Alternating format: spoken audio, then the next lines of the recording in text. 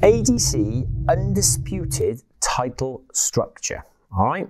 You're passionate about this, Steve. I know you are. Yeah. There's been a lot of, some positive. We've had a real maelstrom. It was born in COVID.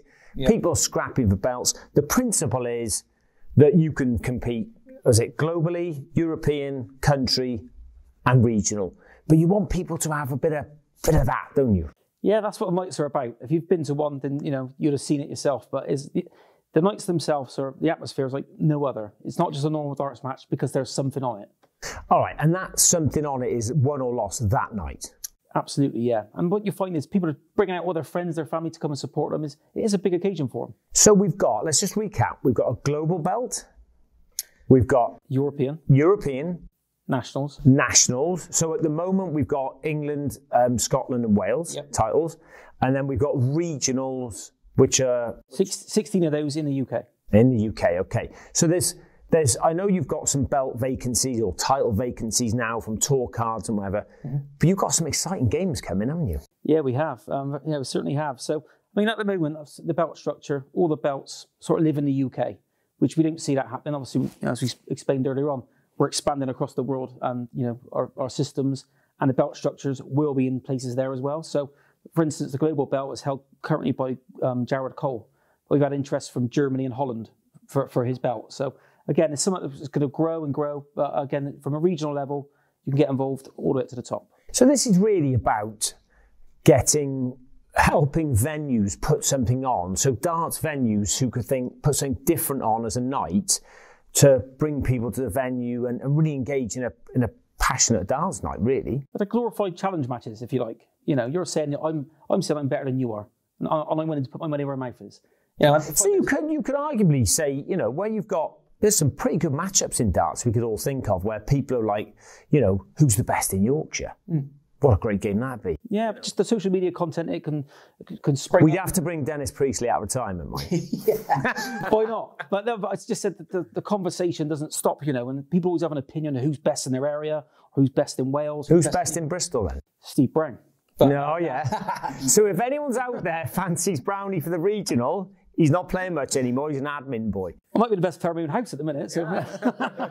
But yeah, so again, it's just... But that's what it is about, isn't it? Yeah, I'm better than you. No, you're not. Yes, you are. Put your money on it. Everyone's got a friend that they think's really good, So just to stop all the arguments, just let's put your money down. Let's see how good you really are. And it is that one-off winner takes all, isn't that? It is, honestly. It's the amount of pride that the players get when they win that belt. I know, people will laugh at the belt and they might knock it. It's a symbol, is what it is. The title is what you're after. It's a bit of status in the game as well, isn't it? It is something, and truth is a bit old hat. So let's say when I come to Bristol to take your crown next week, how long can I keep the title for?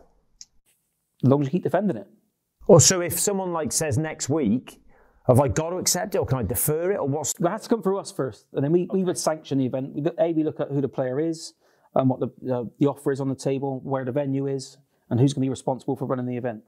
So again, local here, there could be a Valleys pub with a great player who want the regional title for South Wales, if you like, and they put a night on, challenger up, off you go. Yeah, there's many reasons people want to put a bid in. It might be a venue that they're thinking of the return. They think, our local player could probably sell 60 tickets. We'll ram this place out, we'll have a good night. So they might want to put a bid in on behalf of their best player. Managers might want to put a bid in for their player just to raise their profile, increase their chances of getting sponsorship.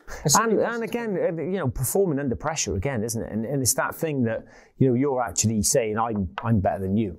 Well, if you had a good youngster coming through at age of 19, 20, and you want to put him under a bit of pressure, just before he goes to Q score, is he good enough? Could he cut it under pressure?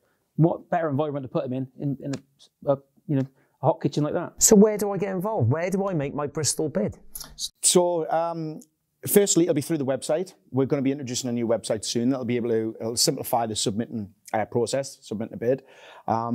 You can just drop your contact details in there. It'll be which belt you're challenging for, how much you're willing to bid, the venue, everything like that will include. Because there are minimum amounts. If I want a global bid, I've got to have a minimum amount. Is it $2,000 or what's? But what's important to say is there's no ceiling. There's a minimum bid, but there's no maximum. So what we're hoping to achieve in 4 or 5 years' time is the European champion, the global champion, the traveling around Europe, around the world, and we're playing for lots and lots of money.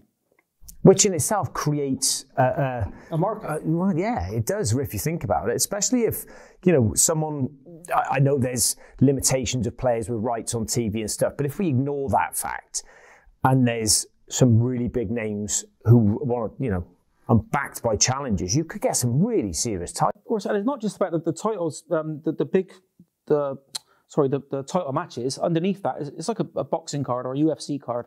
There's a proper card. So you have grudge matches underneath that, which are challenger matches in themselves, but don't have a title attached to them. So again, if you're going to put on an event and you're a local organizer or promoter, you look at some local players who don't really like each other, for example, put them on the same bill, help sell tickets and create revenue. I like it. South Wales boy over in Bristol taking your title, Brownie. If you want to get involved with the title structure, jump on the website, which again, Scott, is dartcircuit.com, or follow our social media pages, Amateur Dart Circuit on Facebook and Dart Circuit on Twitter. And join Brownie's passion for the title structure.